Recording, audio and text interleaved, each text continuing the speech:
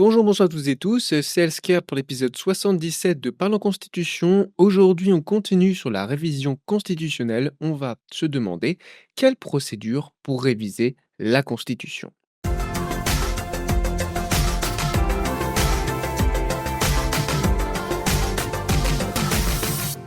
La dernière fois, on s'était demandé qui pour réviser la Constitution.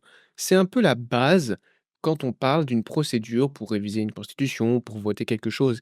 Qui est-ce qui fait ça? Qui est-ce qui révise? Qui est-ce qui vote? Et on avait vu ça dans l'épisode 76, l'épisode précédent.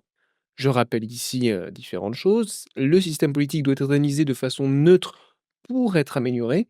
De là, on a dit qu'il fallait qu'il y ait des sciences sociales, et en particulier la science politique, qui s'implique, qui soit utilisé pour réviser la Constitution.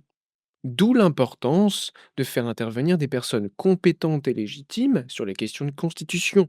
D'un point de vue politique, bien sûr, d'un point de vue juridique aussi, parce que évidemment c'est du droit, et d'un point de vue scientifique, du point de vue des sciences sociales, et en particulier du point de vue de la science politique. Donc on s'est interrogé qui pourrait réviser la Constitution. Du côté de la légitimité et de la compétence politique, ça pourrait être l'Assemblée nationale, la Chambre des sages, le président de la République, les directeurs ou les citoyens actifs. Pour ce qui est de la compétence juridique, on pourrait recourir lors de la procédure à la Cour constitutionnelle. On pourrait aussi recourir au Conseil supérieur de la magistrature, ou alors à certains juristes éminents, ou tirés au sort, ou élus. Pour ce qui est de la compétence scientifique, on pense évidemment au conseil scientifique ou à un autre conseil choisi, mais choisi par qui? Donc là, ce sont les pistes qu'on avait données lors du précédent épisode. On avait aussi parlé, bien sûr, du consentement des citoyens actifs, qui est inévitable et requis. La Constitution, c'est le cœur du contrat social dans un État. Donc, les citoyens qui s'intéressent à la politique, donc les citoyens actifs, doivent donner leur consentement. Et qu'est-ce que ça veut dire, ça? Ça veut dire qu'il faut un référendum des citoyens actifs. Mais on avait ajouté ceci: et si on passait par une constituante citoyenne dérivée, initiée par une pétition citoyenne ou une pétition citoyenne active ou par un autre pouvoir? Bien. Donc là, j'ai rappelé toutes les bases qu'on avait dit à l'épisode 76. C'est le raisonnement qui va nous guider dans cet épisode pour définir une procédure pour réviser la Constitution. Je résume rapidement. Le système politique doit être analysé de façon neutre pour être amélioré, d'où un recours, au moins en consultation, aux sciences sociales. Donc, il faut faire intervenir des personnes compétentes et légitimes sur les questions de constitution d'un point de vue politique, juridique et scientifique.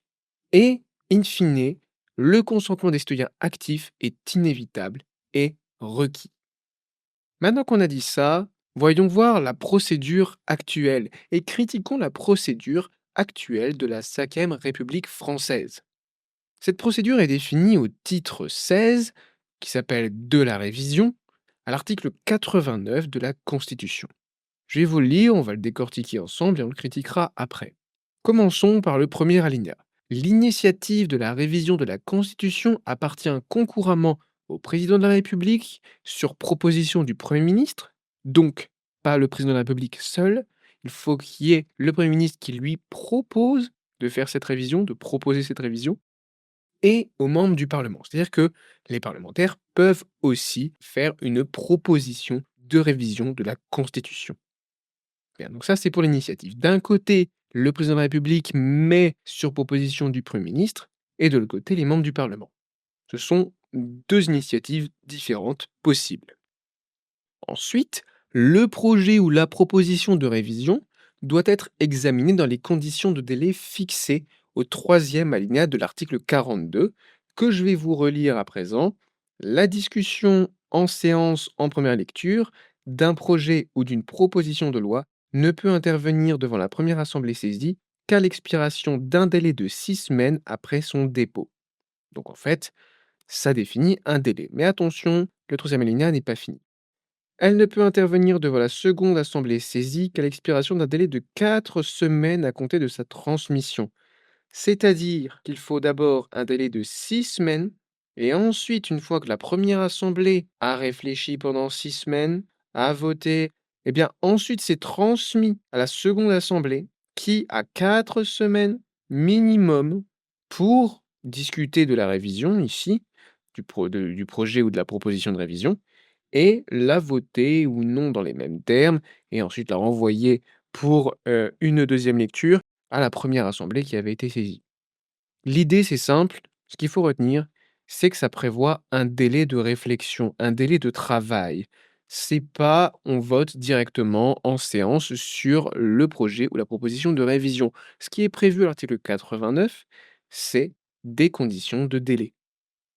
Aussi, la proposition ou le projet de révision doit être voté par les 2 assemblées en termes identiques.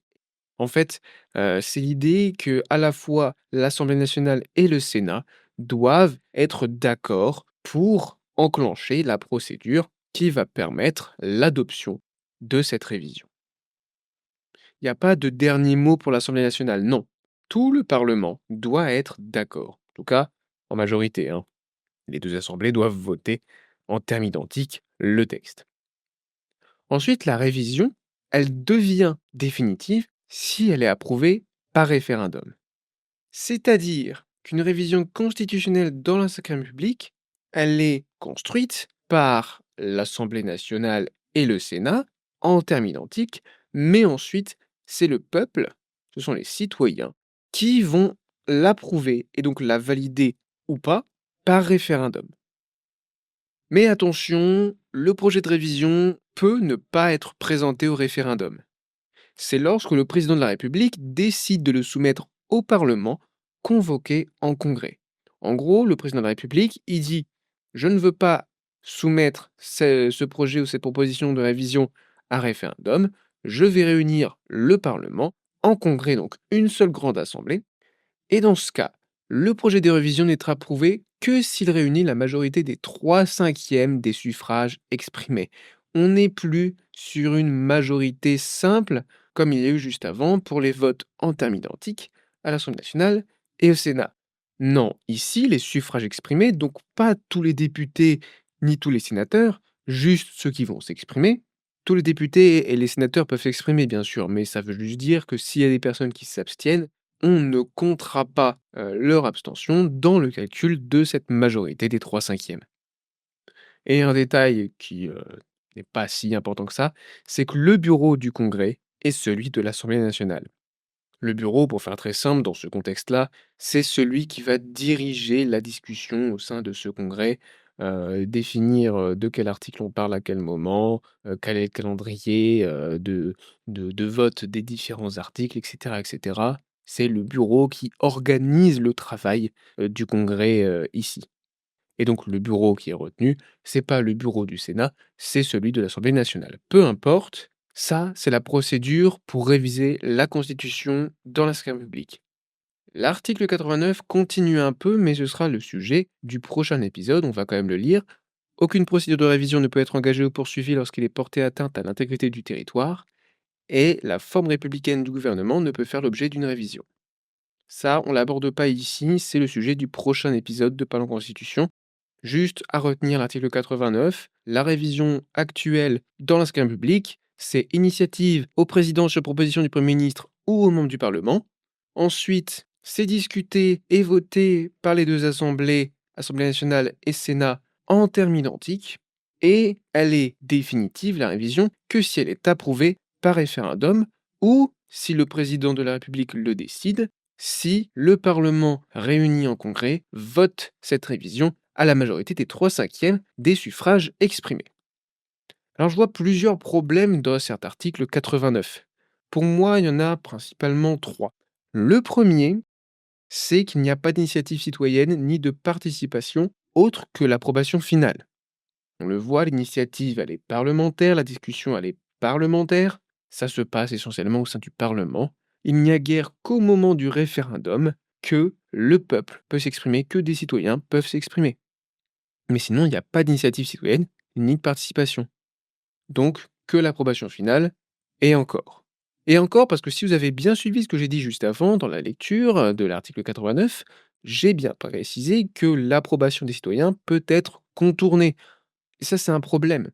Ça donne une impression ambiguë de donner le pouvoir aux citoyens, tout en laissant au président de la République la possibilité de s'en soustraire lorsque ça l'arrange. On a en quelque sorte un faux semblant. On dit qu'on donne le pouvoir aux citoyens, mais en fait, c'est que lorsque ça arrange le pouvoir en place, et en particulier le président de la République. S'il n'a pas intérêt à le faire, il ne le fait pas. Donc c'est pas un vrai pouvoir, c'est selon les désirs du président de la République. S'il veut s'en soustraire, il peut, notamment lorsqu'il craint un rejet par référendum d'une révision qu'il souhaiterait. S'il est à l'initiative, parce qu'il aurait dit, voilà, à son premier ministre, «Est-ce que tu peux faire tel projet?» Et cetera, et puis ils s'arrangent entre eux, hein, c'est bien sûr, il peut y avoir une initiative par le premier ministre, mais en pratique, dans la cinquième République, bah, c'est le président de la République qui décide. Alors même si ça doit être sur proposition du premier ministre, ça peut très bien être juste avant le président de la République qui lui a dit de lui proposer ça. C'est un peu alambiqué, mais c'est tout à fait possible. Il n'y a rien qui l'interdit d'ailleurs. Et ça peut être aussi des membres, de la majorité présidentielle à l'Assemblée nationale, par exemple, qui proposent cette révision. Pas forcément parce que le président l'a dit directement, mais parce que le président a été élu sur un programme qui disait de faire cette révision. Dans tous les cas, la place très forte du président de la République, on la retrouve aussi ici, à l'article 89 sur la révision. Il y a aussi un troisième problème, c'est qu'il n'y a aucune consultation juridique, ni historique, ni d'analyse en sciences sociales qui n'est requis. Aucune de ces consultations ne sont requises. Ça veut dire que, il n'y a pas d'étude approfondie de la situation, tant d'un point de vue juridique, historique, que d'un point de vue, sociologique et de sciences, sociales, de sciences politiques. Il n'y a pas d'analyse neutre. C'est purement politique. Il peut y en avoir une, mais c'est pas requis. Et ça, pour moi, c'est problématique parce qu'on ne peut pas prendre des décisions sans avoir un avis éclairé. Et pour avoir un avis éclairé, il faut des études, il faut étudier la question. Il faut aller regarder quelle est la situation, pourquoi est-ce qu'elle dysfonctionne et comment est-ce qu'on pourrait faire en sorte qu'elle ne dysfonctionne plus pour proposer quelque chose d'intéressant et qui puisse fonctionner, bien sûr. Donc, pour moi, il faut une autre procédure. Dans cette nouvelle constitution que je propose dans cette série, pour moi, il devrait y avoir une nouvelle procédure de révision de la Constitution. Alors, quelle procédure? Quelle initiative? L'initiative pourrait être d'abord parlementaire. En fait, pour moi, c'est un peu, bien sûr, il y a une inspiration de l'article 89, mais c'est pas tout à fait pareil, et j'ai pas envie que vous ayez l'idée que j'ai repris l'article 89 pour pas trop changer. Non. En réalité, il y a de gros changements, et oubliez ce qu'on a dit avant sur l'article 89, hormis, bien sûr, les critiques, et surtout, repenser à ce que j'ai dit en début de vidéo sur l'importance de la compétence juridique, de la légitimité politique et la compétence politique, et aussi la compétence scientifique. Et bien sûr, le recours aux citoyens actifs pour la validation finale. Bref, l'initiative peut être parlementaire. Soit le président de la République, soit 20% des députés, soit 20% des sages, soit 10% des députés et des sages. C'est-à-dire de l'ensemble des deux. Donc, c'est 4 initiatives parlementaires différentes. Vous allez me dire: «Mais président de la République, c'est pas une initiative parlementaire». Eh bien si. Si, parce que c'est une initiative avec un dépôt devant le parlement et ensuite l'Assemblée nationale ou la Chambre des sages vont traiter ce texte et vont voter sur cette initiative. Donc sur le déclenchement de la procédure. Attention, ici, je ne parle pas de la révision, c'est sur l'initiative.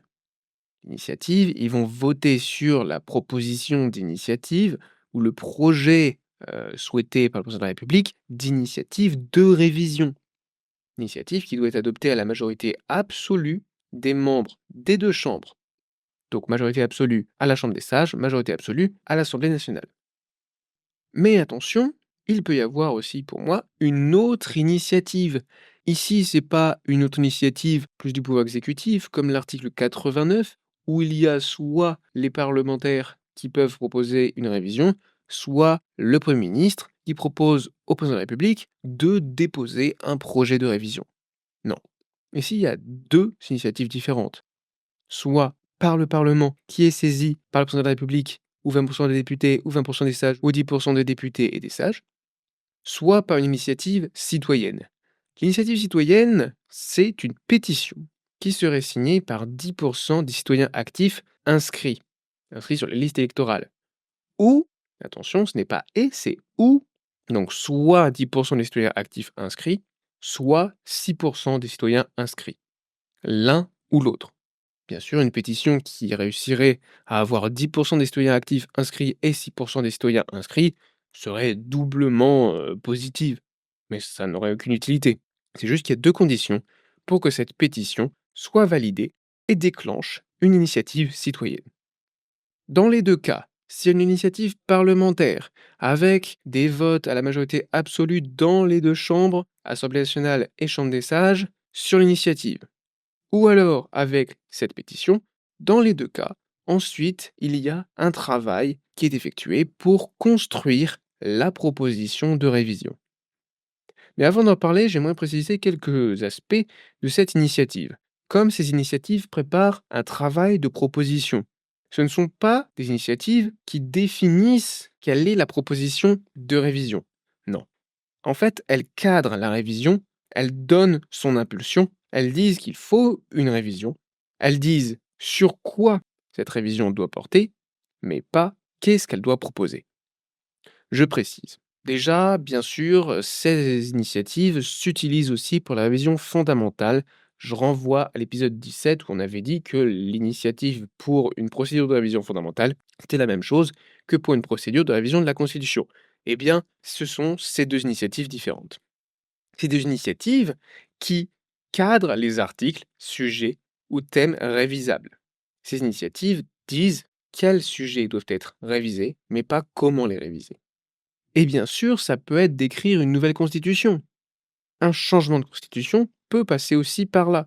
Le sujet serait alors toute la constitution. Il n'y a pas de limite ici. Ça peut être 1, 10, 30 articles. Ça peut être un sujet bien spécifique qui ne va pas décrire un certain nombre d'articles, mais va seulement traiter d'un thème ou d'un sujet. Et ce sujet peut être toute la constitution, réécrire une nouvelle constitution. Mais ces initiatives, elles cadrent aussi la durée pour le travail de la constituante, celle qui va proposer, construire la proposition de révision. Quel est son contenu? Comment est-ce qu'on révise? Et cette durée pour le travail de la constituante peut aller jusqu'à 1 an maximum. Oui, il faut donner un maximum parce que sinon on pourrait avoir une constituante qui dure des années sans jamais déboucher sur quelque chose qui soit exploitable, sans jamais se mettre d'accord. Donc il faut donner une limite claire, c'est 1 an maximum. Ça peut être moins. Bien sûr, l'initiative qui sera décidée soit par la pétition, soit par les votes des deux chambres à la majorité absolue, eh bien, ces initiatives peuvent très bien dire la constituante, c'est sur une journée. Bon, ça n'aurait pas beaucoup de sens, mais pourquoi pas? Ça peut être sur une journée, ça peut être sur une semaine, ça peut être sur 1 mois, 3 mois, 6 mois, maximum 1 an. Bien. Maintenant que c'est bien compris ce que c'est que l'initiative, qu'est-ce qu'on fait ensuite? Il y a un travail sur là où les révisions à proposer. Ce travail sera effectué non pas par celui qui est à l'initiative, mais par une constituante citoyenne dérivée, composée de citoyens tirés au sort. Alors l'initiative qui a été votée ou décidée avant par pétition peut proposer une base de travail, une première révision, mais c'est la constituante citoyenne dérivée composée de citoyens tirés au sort qui va en discuter, proposer des nouvelles choses ou d'autres révisions sur les sujets, les articles, les thèmes qui ont été cadrés, bien entendu, par l'initiative, mais ils ont ensuite une entière liberté sur ces articles, ces sujets ou ces thèmes. Alors, cette constituante serait composée de combien de citoyens? Beaucoup, comme on avait dit à l'épisode 12, pour la constituante citoyenne qui permettrait d'arriver à cette constitution, donc de la Cinquième République à cette constitution que je propose dans Par la Constitution. On avait dit pourquoi pas beaucoup, 800 personnes? 800 citoyens tirés au sort? Plus? Pour moi, il en faut beaucoup pour être le plus représentatif possible. Honnêtement, 800, ça me semble déjà pas mal. Mais bien sûr, tout ceci, ça se discute. Cette constituante serait accompagnée d'un conseil d'experts. C'est ici qu'intervient, en tant que conseiller, la compétence scientifique et la compétence juridique, puisqu'il y aurait des experts du droit, nommés par les membres de la Cour constitutionnelle. On aurait aussi des experts d'histoire et de sciences politiques, d'histoire pour inscrire cette constitution dans une continuité historique, mais aussi pour éviter de refaire les erreurs du passé, et de la science politique, bien sûr, pour analyser le système politique tel qu'il est et comprendre comment est-ce qu'il fonctionne, dysfonctionne, comment est-ce qu'il pourrait être amélioré. Bref, la science politique peut aider à améliorer la constitution, à mieux la réviser, et ce seraient des experts lesquels, comment on les choisit? En fait, ce seraient ceux du conseil scientifique. Le conseil scientifique, il a déjà en son sein des experts, des professionnels d'histoire ou de sciences politiques qui, je le rappelle, ont été tirés au sort, mais bref, qui vont pouvoir ici participer en tant que conseillers de la constituante citoyenne dérivée composée de citoyens. Aussi s'ajoutent des propositions et des arguments ouverts à tous les Français. Ça ne veut pas dire que tous les Français vont pouvoir venir directement dans la constituante pour débattre, pour proposer des choses, des arguments, et cetera. Non. C'est, on peut l'imaginer, s'il y a un accès à internet évidemment, heu, ça pourrait être une plateforme en ligne avec des propositions et des arguments qui pourraient être ajoutés, débattus en ligne, même si la constituante citoyenne dérivée, elle décide en dernier ressort. Et il faut faire attention à ça, c'est que ce sont surtout des propositions et des arguments qui seraient ouverts à tous les Français, mais ça ne doit pas devenir, un vote, un référendum permanent sur une plateforme en ligne. Il doit y avoir un système de remontée des meilleures propositions et des meilleurs arguments, mais il ne doit pas y avoir de vote sur des articles précis ou de vote pour ou contre telle proposition de façon bien précise, hein. Juste une manière de remonter les propositions les plus mises en avant, les arguments les plus forts, les arguments aussi les plus différents pour que le débat de la constituante citoyenne dérivée soit enrichi par tous les Français qui pourraient participer. Aussi, comment est-ce que cette constituante citoyenne dérivée prendrait ses décisions? Elle les prendrait à la méthode Borda modifiée, comme on a vu à plusieurs reprises dans cette série, et à la majorité absolue. Je rappelle, c'est un rappel de l'épisode 27 ou aussi l'épisode 49, que pour qu'il y ait une majorité absolue à la méthode Borda, c'est en fait assez simple, même si c'est écrit de façon compliquée, il suffit d'avoir un certain pourcentage du score maximum théorique. Si c'est une majorité absolue, c'est 50% du score maximal théorique. En fait, c'est obtenir au moins cette majorité, donc au moins 50% ici, en vote reçu, par rapport au total des votes recevables pour une proposition qui serait mise en première proposition par tous les votants, qui classerait toutes les propositions. Donc, comme s'il n'y avait aucune abstention. Si on veut une majorité absolue, on imagine que tous les membres de la constituante ont voté pour une proposition et que cette proposition aurait donc obtenu un score maximal, tous les points. C'est le score maximal théorique possible. Et ensuite, on prend la moitié. Si c'est une majorité absolue, c'est donc 50%. Et donc le gagnant d'une méthode Borda à la majorité absolue, il doit bien sûr gagner la méthode Borda de façon traditionnelle, c'est-à-dire avoir le plus de points, et aussi dépasser 50% du score maximal théorique. Bon, pour moi c'est simple parce que je l'ai relu plusieurs fois et ça fait un moment que j'en parle. Mais si vous avez encore des questions après que je vous l'ai expliqué là maintenant, n'hésitez pas à les poser dans les commentaires. D'autres personnes ou moi-même pourront vous répondre avec des exemples notamment, avec des chiffres, avec des situations imaginaires. On pourrait imaginer 100 votants et 10 candidats. Puisque 100 votants et 10 candidats, c'est assez simple à comprendre. Le score maximal théorique, c'est 10 points pour une proposition mise au premier rang par tous les votants. Donc 10 fois 100 votants, ça fait 1000 points. Donc la majorité absolue, elle est à 500 points. Voilà, la moitié, tout simplement. Donc peu importe, ce serait comme ça que la constituante citoyenne dérivée travaillerait selon moi. Après ce travail, après avoir adopté les révisions, elle propose ces révisions au référendum. L'adoption finale, c'est un référendum des citoyens actifs à la majorité absolue de oui. Alors pourquoi je parle de majorité absolue de oui? Parce qu'en fait, pour moi, le référendum devrait y avoir trois propositions. Un oui, et en fait, deux non différents, qui sont bien sûr des non, hein, tous les deux, mais un non tout court, et un non en l'état, qui est en fait un à reformuler. Voilà, les deux écritures sont possibles, non en l'état ou à reformuler, c'est pareil. On en avait parlé dans l'épisode 44 et l'idée ici, c'est qu'il y ait non pas une majorité simple, c'est-à-dire pas 50 pour le oui, mais 50 des inscrits, une majorité absolue. C'est-à-dire que le nombre de suffrages exprimés en faveur du oui doit être supérieur à 50 du nombre de citoyens actifs inscrits sur la liste électorale. Donc voilà ma procédure de révision de la Constitution, une nouvelle procédure pour une nouvelle Constitution avec une autre logique qui rend du pouvoir aux citoyens, en particulier aux citoyens actifs, mais pas que, puisqu'il y a cette Constitution citoyenne dérivée qui est tirée au sort, mais aussi qui laisse une place importante à l'analyse rationnelle, neutre d'une situation politique qui peut aider à mieux réviser la Constitution, à mieux améliorer cette situation. Et ça, ce sont bien sûr les experts du Conseil en droit, histoire et sciences politiques. Si je reprends pour bien clarifier avec un schéma, on aurait ça comme procédure. L'initiative, c'est le président de la République, ou 20% des députés, ou 20% des sages, ou 10% des députés et des sages. De là, c'est ensuite discuté à l'Assemblée nationale et à la Chambre des sages qui vont voter sur cette initiative en termes identiques à la majorité absolue. Absolue des membres, bien sûr, ça va de soi. Quand on dit majorité absolue, c'est la majorité absolue des membres. Mais l'initiative, ça peut être aussi autre chose. Ça peut être une pétition qui serait signée par 10% des citoyens actifs ou par 6% des citoyens dans l'ensemble. C'est-à-dire 6% des citoyens, qu'ils soient passifs ou actifs. Ensuite vient le travail sur les sujets de la révision et dans le temps défini par l'initiative, que ce soit l'initiative parlementaire ou l'initiative citoyenne.